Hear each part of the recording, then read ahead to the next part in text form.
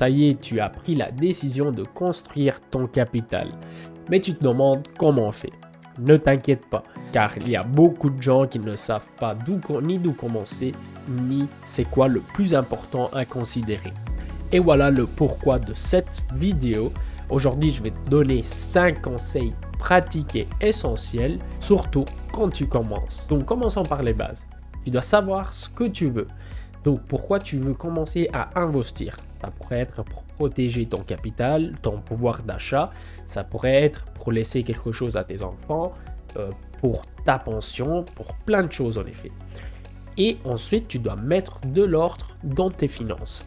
Seulement une fois que tu auras mis de l'ordre dans tes finances, tu sauras si à la fin du mois, il te reste quelque chose pour économiser ou pour investir. Comment le faire?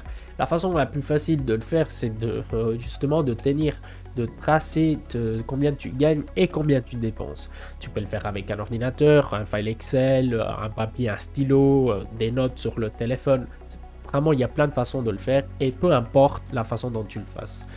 L'important, c'est de savoir ce qui te reste, c'est quoi la différence entre ce que tu gagnes et ce que tu dépenses. De cette façon, tu sauras tout de suite si tu es en train d'économiser ou de dépenser de l'argent. Je sais, c'est pas une nouveauté si tu es déjà dans les investissements et tout, mais c'est la base. Si tu mets pas de l'ordre dans tes finances, tu ne sauras jamais investir régulièrement et tu ne sauras jamais construire ton capital. Donc, en plus, ça te permet de voir si tu dépenses effectivement plus sur certaines choses que tu avais même oublié, par exemple des abonnements sur des sites ou Netflix que tu n'utilises plus. Voilà, ça te donne la possibilité d'avoir une vue globale sur tes dépenses et peut-être te rendre compte que tu es en train de dépenser trop sur certaines choses que tu peux même éviter. Autre chose très importante, c'est d'éliminer les dettes. Les dettes à long terme ne sont pas seulement nuisantes, sont aussi coûteux. Et donc, il faut essayer, si tu peux, de te débarrasser des dettes, des crédits que tu n'as pas forcément besoin, ou si tu as des cartes de crédit, quand ton compte est en rouge, tu vas payer des intérêts à la banque, que parfois peuvent arriver même à du 10%. Conseil numéro 2, donc tu es prêt, tu mets de l'argent régulièrement de côté, tu as des économies.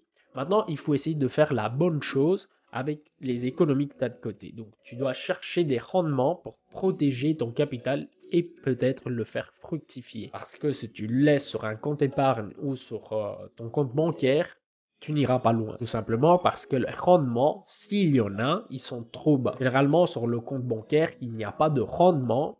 Même, parfois, c'est toi qui payes pour garder ton argent à la banque. Et sur le compte épargne, parfois il y en a, mais ils sont vraiment très très bas. Ils sont plus bas que le taux d'inflation. Ton pouvoir d'achat va diminuer et construire ton capital ne sera pas possible. Cela ne veut pas dire qu'un compte bancaire ou un compte épargne sont inutiles. Le contraire, ils ont deux avantages. Tout d'abord, ils permettent d'accéder à ton argent à tout moment. Et en deuxième, ils ne seront pas affectés par les fluctuations du marché. Donc, tu dois avoir ta liquidité pour les urgences sur un de ces comptes, comme par exemple une machine à laver qui se casse ou ta voiture qui tombe en panne, et tu devrais avoir de la liquidité suffisante pour plusieurs mois. En effet, selon des études et selon les conseils des coachs financiers, ta liquidité devrait être l'équivalent de 3 mois de salaire net au moins. Et ensuite, les économies en excès devraient être utilisées pour les investir et générer des rendements plus hauts dans le temps. Un bon moyen pour générer ces rendements, c'est les marchés financiers.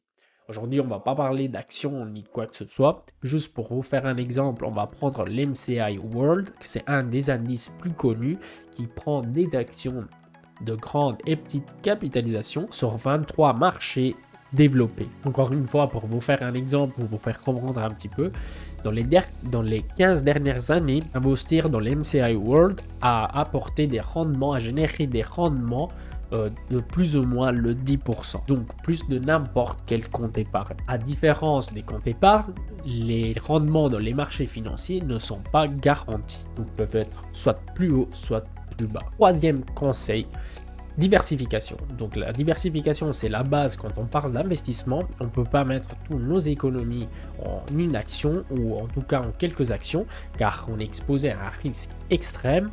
Et donc, il faut diversifier le risque en plusieurs secteurs, actions, ETF, Et ensuite, un des moyens les plus simples pour se diversifier, surtout quand on est débutant, c'est les ETF. En gros, les ETF, c'est des fonds d'investissement émis par des sociétés de gestion et ils nous permettent d'investir de façon extrêmement diversifiée.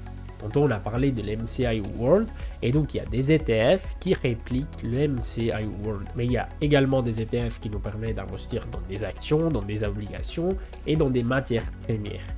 L'MSCI World, par exemple, il a dans son panier 1600 actions dans 23 pays développés. Et donc en achetant celle-là, on achète, on va dire, une partie de chaque action dans 23 pays différents et de 1600 actions. Il y a deux façons pour investir dans les ETF, pour construire un plan d'investissement sur les ETF. Le premier consiste en sélectionnant par toi-même des ETF où tu veux investir et donc le mettre en pratique, les acheter à travers un broker et les rajouter à ton portefeuille.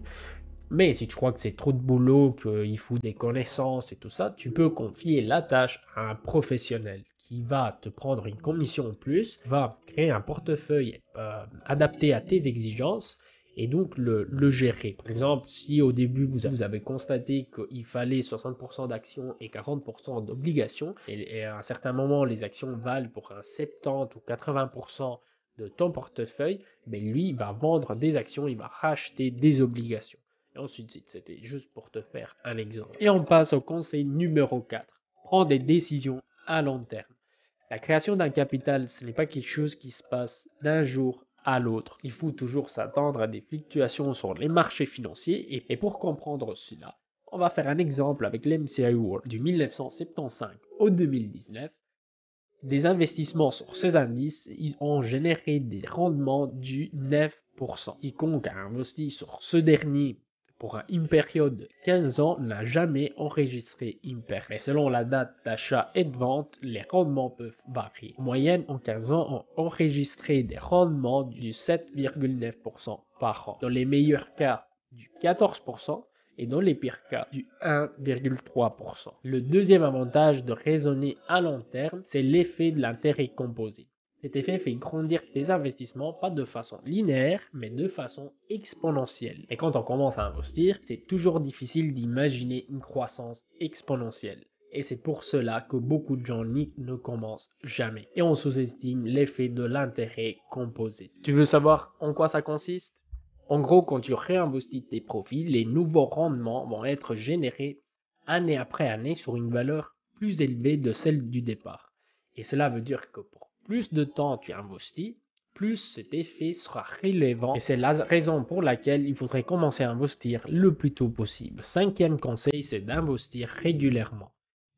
Parce que la création du capital, ce n'est pas quelque chose qui se passe du jour au lendemain. On ne peut pas y penser qu'une seule fois. Il faut y penser régulièrement. L'idéal serait d'investir, économiser et investir pendant toute notre vie et de prendre du plaisir à le faire. Ça devrait devenir une habitude. Cela, c'était les 5 conseils pour construire ton capital. Je te souhaite une belle journée. À la prochaine.